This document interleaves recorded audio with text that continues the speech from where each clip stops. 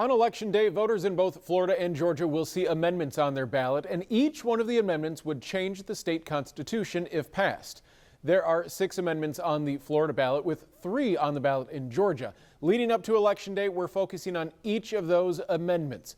We'll begin with Florida Amendment 1, which would change the face of school board elections. Amendment 1 brings about a vote to overturn a law that was passed via a referendum by the voters more than 20 years ago. In 1998, a ballot measure made school board races in the state of Florida nonpartisan. So for the past 25 elections, no school board candidate has been listed as Democrat or Republican. Recently, politics has entered education. Strict restrictions on topics like diversity, equality, and inclusion, as well as gender identity discussions, are now outlawed for certain grade levels in public schools. Under current Florida law, when prospective school board members appeared on ballots, they did not appear with a political affiliation. If Amendment 1 is passed, that would change. I walked in and saw shelves that were empty. In January 2023, a substitute teacher at Mandarin Middle School tweeted this video of empty shelves within the school library. Books from school districts across the state have been pulled from shelves to be reviewed based on various criteria, including race relations. In 2022, a book about Hank Aaron playing baseball in Jacksonville was pulled from Duval Public Schools because it depicted white fans being mean to Aaron because he was black. Following a review, the book was placed back on school shelves, but only for 4th grade and higher. Amendment 1 will not change current Department of Education policy, but it will allow candidates to identify themselves to voters based on their party affiliation. That's only if 60% of the voters choose to allow that to happen. While some of the amendments deal with controversial topics like abortion and recreational marijuana, Florida Amendment 2 deals with fishing. We're on your side with a closer look at the text of the amendment to explain what it will and won't protect. It's one of the most common outdoor activities in the Sunshine State. It's very peaceful. It's my getaway, whether I catch anything or not. Like countless other people, John Arbor enjoys casting a line into the St. Johns River. It's nice to catch something, but I don't have to. So I'm pretty satisfied with the peace and quiet. Amendment 2 calls to preserve that peace and quiet by changing the Florida Constitution. The text of Amendment 2 reads, "Fishing, hunting, and the taking of fish and wildlife, including by the use of traditional methods, shall be preserved forever as a public right." But hunting and fishing are already legal in Florida. I think they have a good system in place for that. And like I said, it does change from state to state. I think Florida's even on top of it more than a lot of other states. Hunting and fishing are managed by Florida's Fish and Wildlife Conservation Commission, which sets seasons and licensing requirements for people to be able to hunt and fish in Florida.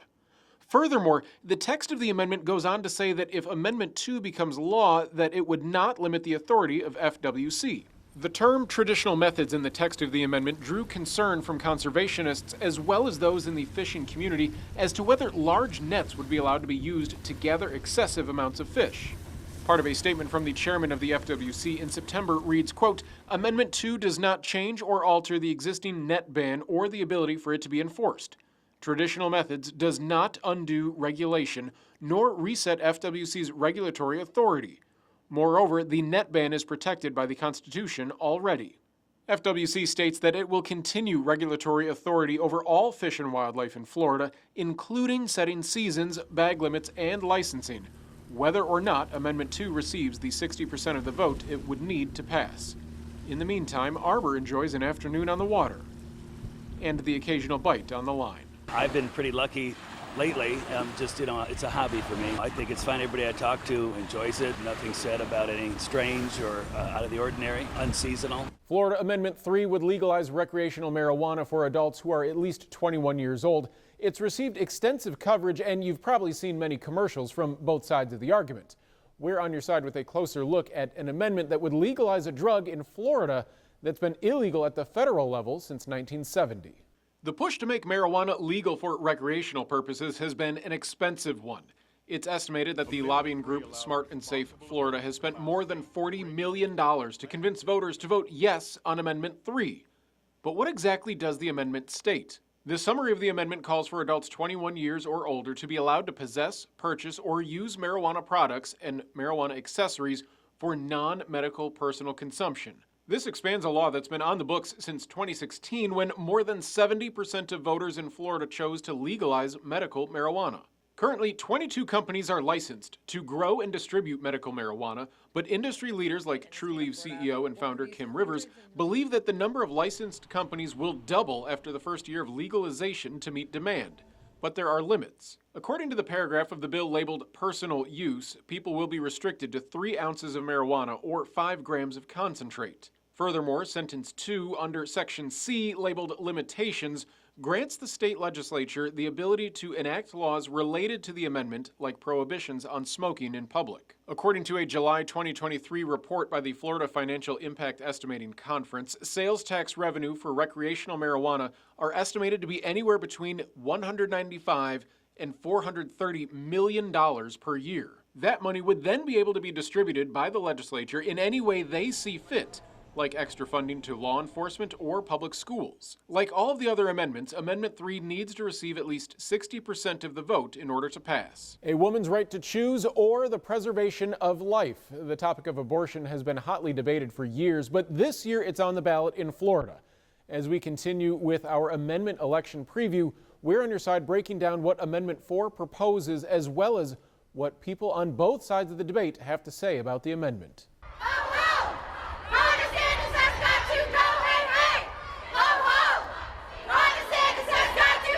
It's a debate that's drawn protests from both sides of the aisle.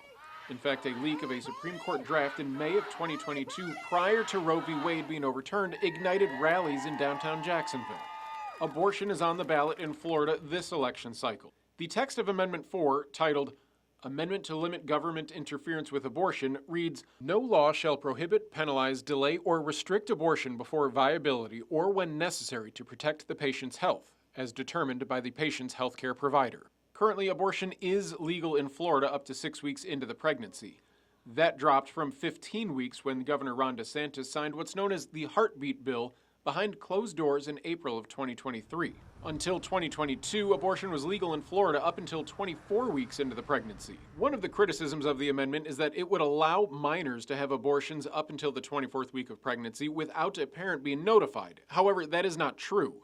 The amendment text states that the amendment would not change Article 10, Section 22 of the Florida Constitution, which states a parent or guardian must be notified before a minor's pregnancy is terminated. Amendment 4 is supported by the Florida Alliance of Planned Parenthood affiliates, who said, "The opportunity for Floridians to end this government-manufactured public health crisis and get politicians out of our personal, private decisions once and for all by passing Amendment 4 couldn't come at a more pressing time." However, college students at UNF, who are part of the organization Students for Life, oppose Amendment 4. I believe abortion takes the life of a child, and it's not just a couple cells. It's not a choice. It is a life, and we need to do everything in our power to protect life. Amendment 4 has even reached the presidential campaign trail. Before she was the Democratic candidate, Vice President Kamala Harris spoke in Jacksonville on the day the 6-week abortion ban took effect.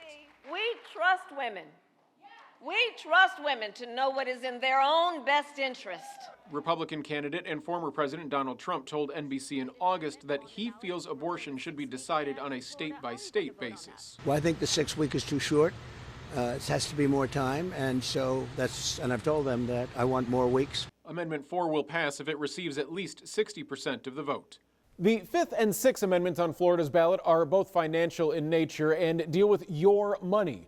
Here's a look at how taxpayer money would be affected if Amendments 5 and 6 are passed. It's all about the Benjamins. Florida Amendments 5 and 6 deal with your money. The text of Florida Amendment 5 states that it would require the annual adjustment for inflation to the value of current or future homestead exemptions. This would create an addition to Section 6 of Article 7 of the Florida Constitution that deals with homestead exemptions. Currently, homeowners in the state of Florida are allowed to exclude $25,000 of their home's assessed value for tax purposes. If passed, this amendment would adjust that $25,000 based on inflation according to the Consumer Price Index. However, that would not apply to school taxes. The state's Revenue Estimating Conference predicts that if Amendment 5 passes, it would slightly reduce local government property taxes. Amendment 6 also deals with public money, but public money for people hoping to become elected officials. The text of Amendment 6 proposes to repeal the provision in the state constitution which requires public financing for campaigns of candidates for elective statewide office who agree to campaign spending limits. Current public campaign financing is available for candidates for governor, lieutenant governor, attorney general, chief financial officer, and agricultural commission who have already raised at least $100,000 themselves. Amendment 6 would repeal a campaign finance law that was approved by voters in 1998. A similar amendment to repeal that law was proposed in 2010 but failed to receive the required number of votes. Both Amendments 5 and 6 require 60% of the vote to be approved. When voters in Georgia head to the polls, they will vote on more than just elected officials when they fill out their ballot. There are 2 amendments and a referendum that will appear on their ballot, all of which deal with your money through taxes. A reduction of property taxes through a homestead exemption is on the ballot in Amendment 1. The text of the amendment would provide a statewide homestead exemption that serves to limit increases in the assessed value of homesteads, but which any county, consolidated government, municipality, or local school system may opt out. This amendment passed through the Georgia House unanimously. Georgia Amendment 2 would create a tax court in the state of Georgia. Currently, Georgia has a tax tribunal, but that's not part of the judicial process. The text of Amendment 2 reads, "The Georgia Tax Court to be vested with the judicial power of the state and have venue, judges, and jurisdiction concurrent with superior courts." Referendum A on the Georgia ballot would increase the exemption for personal property taxes from $7,500 to $20,000. Currently, people in Georgia don't have to pay property taxes on items other than vehicles, trailers, and mobile homes that are valued at less than $7,500. If Referendum A passes, items valued up to $20,000 would be exempt from property taxes. Referendum A would pass if it receives a majority of the vote. Votes are now being cast through early voting and mail-in ballots. Election Day is Tuesday, November 5th. For First Coast News, I'm Rich Donnelly on your side.